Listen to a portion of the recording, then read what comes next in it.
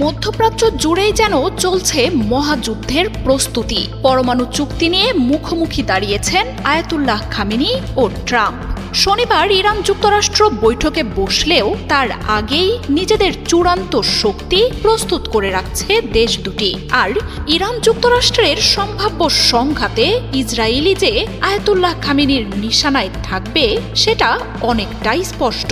Yemen আগে থেকেই প্রস্তুত, আর লেবানন ইরাকের প্রতিরোধ যোদ্ধাদের গেল কয়েক দিনে ইরান থেকে ব্যালিস্টিক ক্রুজ মিসাইল পাঠানোর খবর উঠে এসেছে গোয়েন্দা তথ্যে। প্রতিরক্ষা বিশেষজ্ঞরা বলছেন, প্রতিরোধ দল আর মিসাইল দিয়ে ইসরায়েলকে ঘিরে ফেলছে ইরান। মধ্যপ্রাচ্যে ইসরায়েলের সবচেয়ে বড় শত্রু ইরান। ফিলিস্তিন দখলে নেতানিয়াহুর দেশটির পথে সবচেয়ে বড় বাধাই আয়াতুল্লাহ খামেনি। ইরান জুড়ে বিপ্লবী গার্ড বাহিনীর নেতৃত্বে গড়ে তোলা হয়েছে লাখো মিসাইলের শহর। তবে শুধু একা ইরানই নয়, ইসরায়েলকে দমনে আয়াতুল্লাহ খামেনি মধ্যপ্রাচ্যের দেশগুলোতে গড়ে তুলেছেন ইসলামী প্রতিরোধক্ষ। ইয়েমেন, সিরিয়া, ইরাক, ফিলিস্তিন জুড়ে থাকা লাখ লাখ সেনার এই অক্ষের নেতৃত্বে রয়েছেন আয়াতুল্লাহ খামেনি।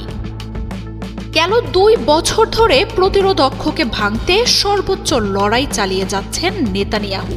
যুক্তরাষ্ট্রের সহায়তায় লোহিত সাগরে ইয়েমেনকে দমনে পাঠানো হয়েছে সেনা।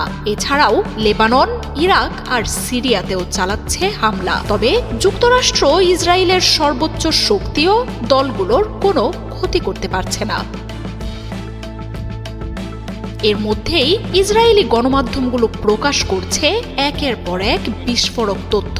2 দিন আগেই গোয়েন্দারা জানান, লেবাননের প্রতিরোধ যোদ্ধাদের কাছে শক্তিশালী এবং অত্যাধুনিক প্রযুক্তির মিসাইল ও ড্রোন পাঠাচ্ছে ইরান। যুক্তরাষ্ট্র, ইসরায়েল আর আন্তর্জাতিক সম্প্রদায়ের সব প্রচেষ্টা ব্যর্থ করে লেবাননের প্রতিরোধ যোদ্ধাদের এক অপ্রতিরোধ্য দল সেই অস্ত্র ইসরায়েল সীমান্তে নিয়ে যাচ্ছে। প্রতিরোধ দলগুলোর মধ্যে লেবাননের বাহিনীর অপ্রতিরোধ ক্ষমতার কথা ইসরায়েলের ভালোভাবেই জানা। সেখানে নতুন করে ইরানের পাঠানো অস্ত্র লেবাননের যোদ্ধাদের নিয়ে যাচ্ছে ধরা ছোঁয়ার বাইরে। এই খবরের পরের দিনই উঠে আসে ইরাকের প্রতিরোধ যোদ্ধাদের হাতে পৌঁছে গেছে ইরানের পাঠানো কুদস, জামালের মতো ক্রুজ ও ব্যালিস্টিক মিসাইল। দূরপাল্লার এসব শক্তিশালী মিসাইল ইসরায়েল ছাড়িয়ে ইউরোপ আমেরিকার ঘাঁটিতেও আক্রমণ করতে সক্ষম। 2 বছর ধরে গাজায় যুদ্ধ চালিয়ে গেলেও ফিলিস্তিনের প্রতিরোধ যোদ্ধারা যে এখনও ইসরায়েলের জন্য শক্তিশালী হুমকি, সেটাও জানিয়েছেন গোয়েন্দারা। গাজার 90% স্থাপনা ধ্বংস করে দিলেও প্রতিরোধ যোদ্ধাদের সুড়ঙ্গ নেটওয়ার্কের বেশিরভাগই রয়েছে অক্ষত। বড় ঝুঁকি রয়েছে ইয়েমেনের প্রতিরোধ যোদ্ধাদের নিয়েও। মার্কিন রণবহর আর যুদ্ধ বিমানের বহর তাদের অস্ত্র ভাণ্ডারের ধারে কাছেও পৌঁছাতে পারেনি বলে জানিয়েছে ইয়েমেনের প্রতিরোধ দলটি।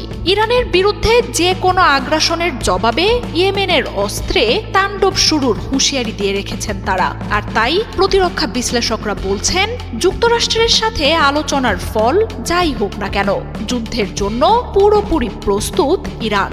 যুক্তরাষ্ট্র আগ্রাসন শুরুর আগেই ইসরায়েলকে ঘিরে থাকা প্রতিরোধ দলগুলো নেতানিয়াহুর দেশটিকে মাটির সাথে মিশিয়ে দেবে।